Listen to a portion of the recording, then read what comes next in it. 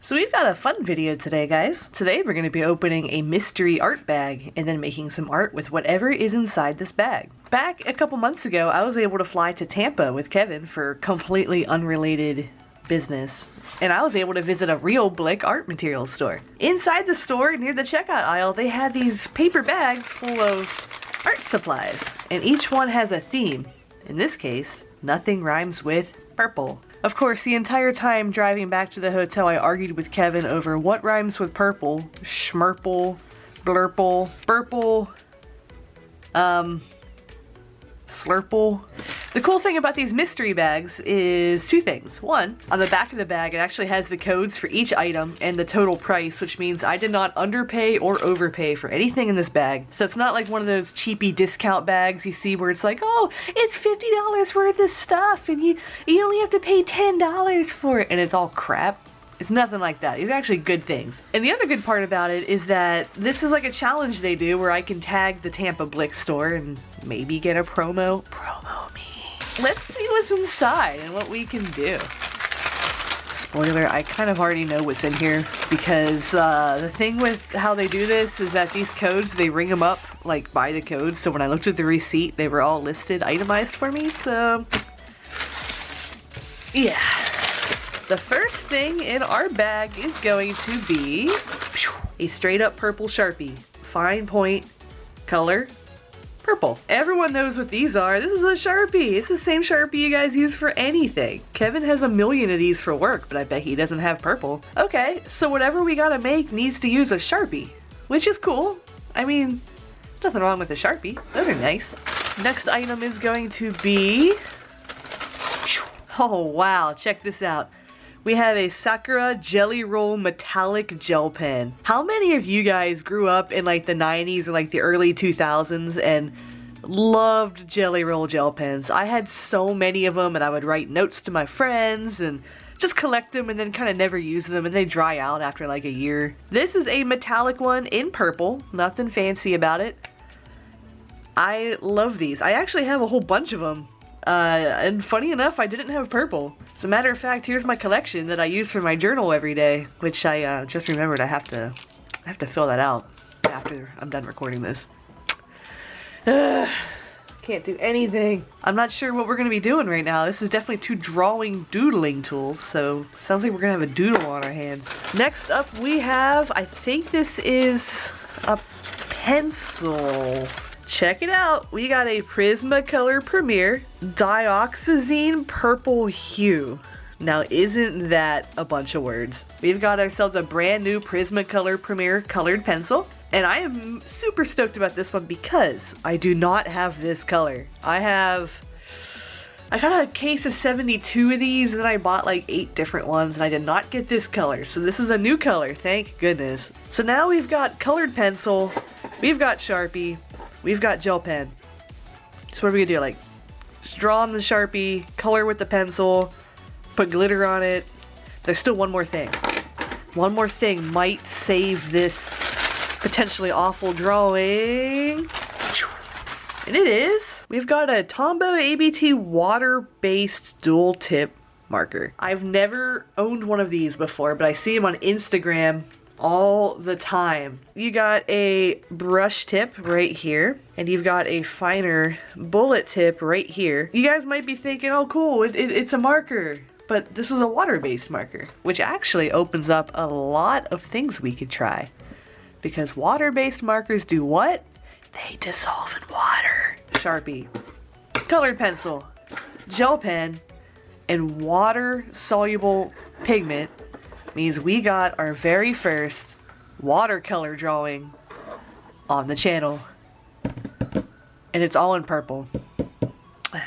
Well, you know what, let's swatch these out. Let's see how they look, and then we'll figure it out. So just for this, wow, that's Sunbeam, man, I'm sorry. Like I said, I do not have a good stream setup. Can I close the blinds? Will that help? No? Oh, that's not good. Maybe I can close the blinds real quick. Okay, that kind of worked. And then I can close. It kind of works. Got a little sunbeam here, but you guys can ignore that, alright? The Prismacolor colored pencil, which is, as you might expect, a colored pencil. The color is very dark. It's let me burnish a bit here. It's super dark. It's kind of more of, this is probably gonna be a really good shadow tool, like a shading tool, because it's so dark. There's really nothing to say about that. Also, unsurprisingly, the Sharpie is also just that. It's a Sharpie. A nice purple color of juicy Sharpie. I don't even know why I swatched that. Everyone knows what a Sharpie looks like. I love these pens so much. It's definitely a lighter purple, but it's also a gel pen, so you can't really do much with it. I can't really color anything in with it. But finally, we got this Tombow water brush pen, which has a really nice brush tip. You can get some thin lines. You can also get some thick lines. And we got the little bullet nib, which makes, wow, really, really thin lines. So remember when I told you guys about how this is water soluble? Let me show you what that means. So let me go over here and just make some lines. I have a water brush pen somewhere, and the tip is all yellow.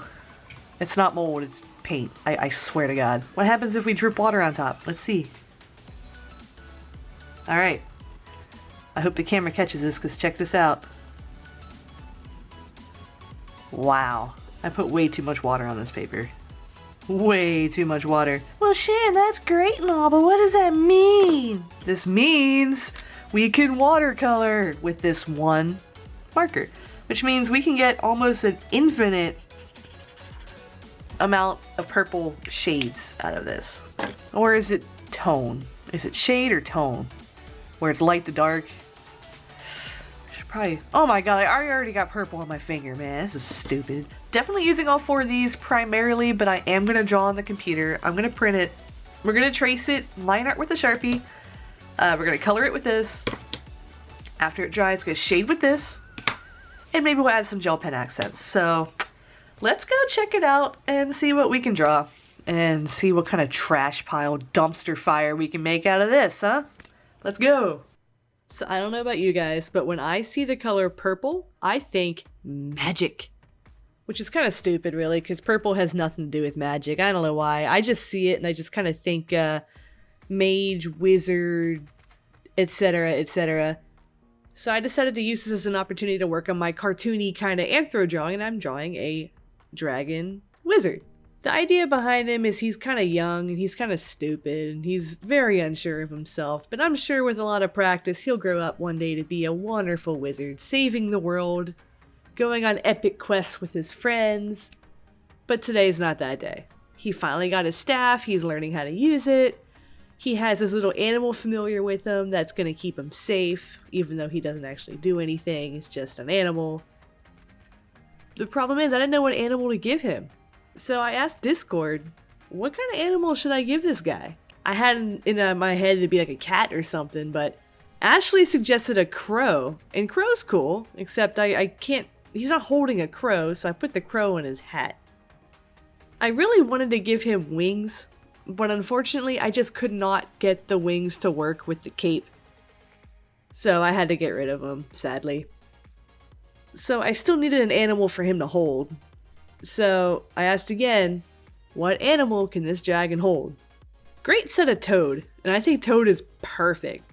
He is holding this big, derpy looking toad, real fat frog looking toad. It's his one and only friend. The frog probably has no idea what he's even doing there. So I was done with this entire thing, but then Nep came in at the very last minute and said, a bat! I'm like, you know what, fine, I'll add the bat. This dude has 3 animals hanging out with him. That's cool. I mean, maybe he's just so unsure of himself that he feels like he has to have 3 familiars with him. Maybe someday he'll grow up big and strong and decide to only take the toad with him. Or maybe he'll keep all 3. I don't know. What do you guys think? So going through that intro again was kind of funny because I recorded that intro a long time ago. And since then, I've done quite a bit of playing around with watercolors, and a lot of the swatching that I did in this particular intro is kind of funny. I learned a lot. So here's the final sketch. Very rough, but we're going to print it. We're going to use the light box, and we're going to trace it onto some watercolor paper. And we're going to outline it with the Sharpie. I'm gonna spoil this right now for you guys. Line art and Sharpie sucks. I thought for sure it was gonna be really good. Like, oh cool, a permanent marker Sharpie is gonna be great. We're gonna get some awesome lines, it's gonna be nice and thick and bold, and the thing is, it hits that watercolor paper, and it feathers, and it gets messy and blurry, and oh my goodness, it looks so bad. But I was committed because I didn't really have anything else I could do. I realized after I was done with the video, I probably could have outlined it in colored pencil. That would have looked so good, but I didn't. And you know what, that's okay. Lesson learned. I'll know it for next time. Next time I do one of these, if it has a colored pencil and it's watercolor, I'm going to use it for the line art for sure. It would have been perfect. But that's okay. I have no regrets.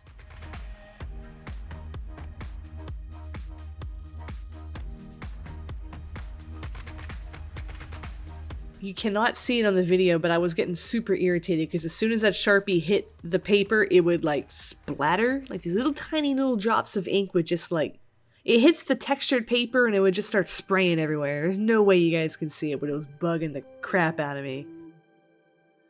I also couldn't see what I was doing with this light box, so pardon my hand if it's in the way. Sometimes I need some shadows so I can see what I'm doing. And no, I did not rip that staff off Gandalf, even though it totally looks like Gandalf's staff from Lord of the Rings. I haven't seen that movie in at least like 15 years, so I don't even remember what it looks like. But I think that's exactly what it looks like, so it was an accident, I swear to God. I did not mean for it to look like that.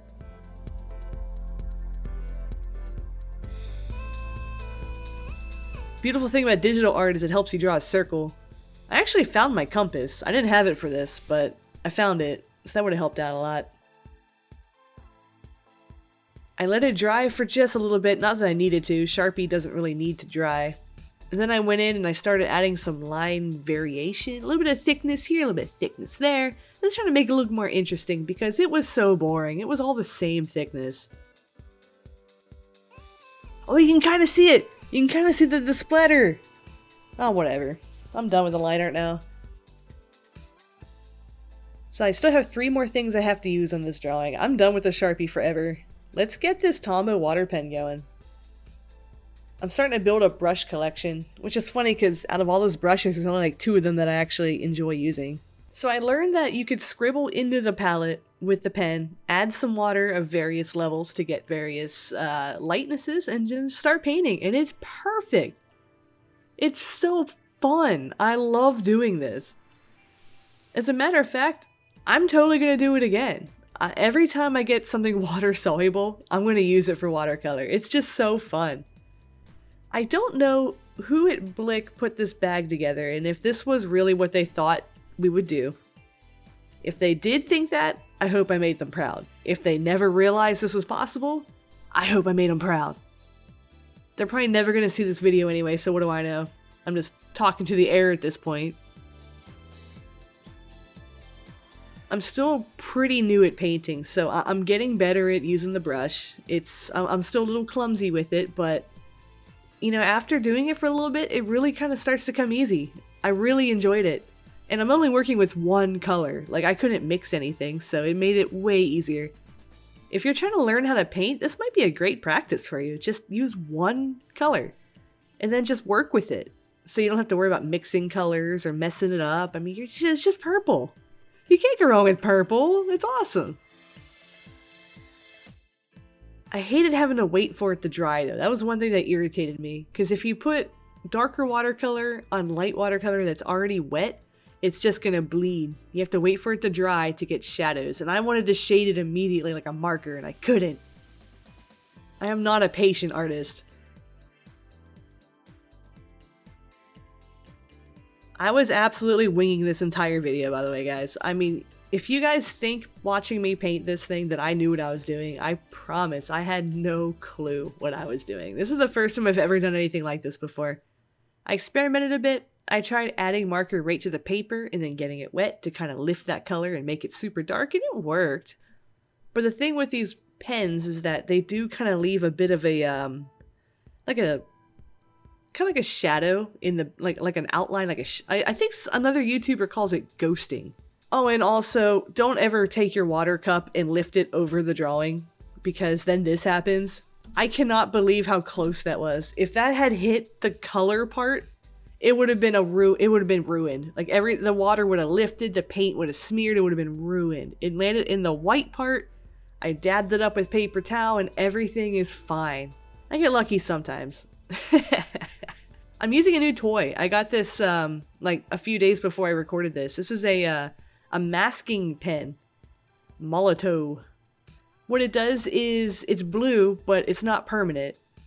When you put it on the paper, nothing gets underneath it, so you can scrape it away at the end and it's white. So I'm going to be using that in the background to kind of make like outlines, and you'll see. I'll use it some more later, you'll see.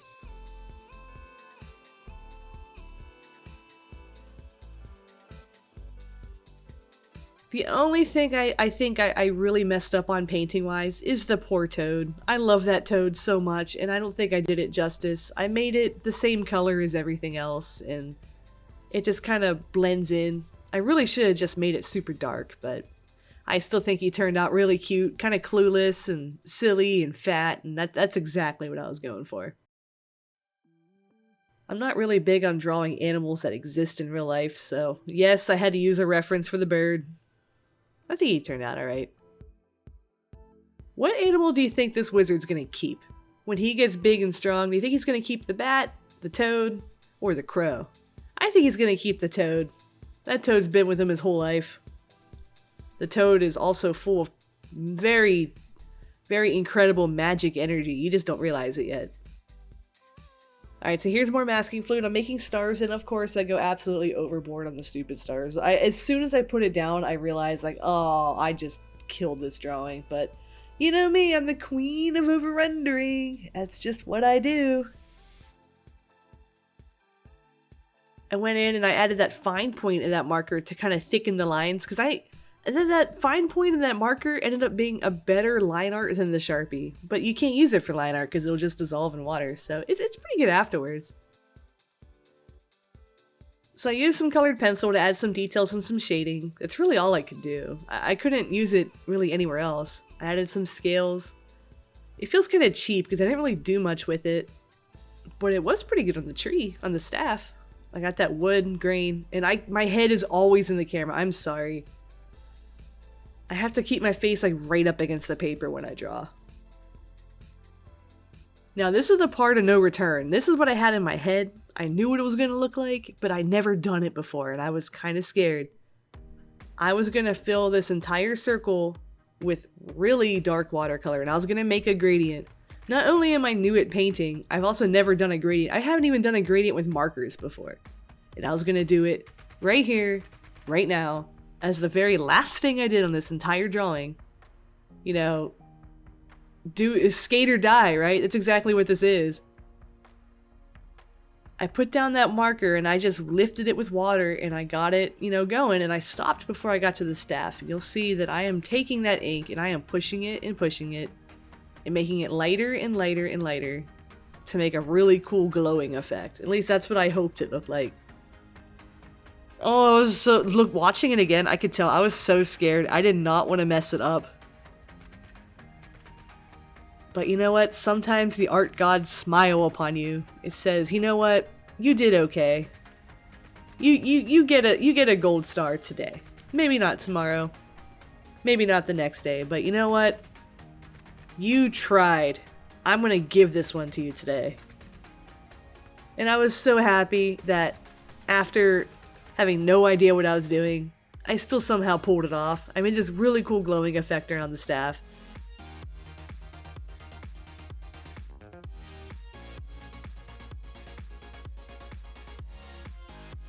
As soon as that watercolor dried, it looked so cool. Like, look at that, it looks so cool! I still think it looks cool.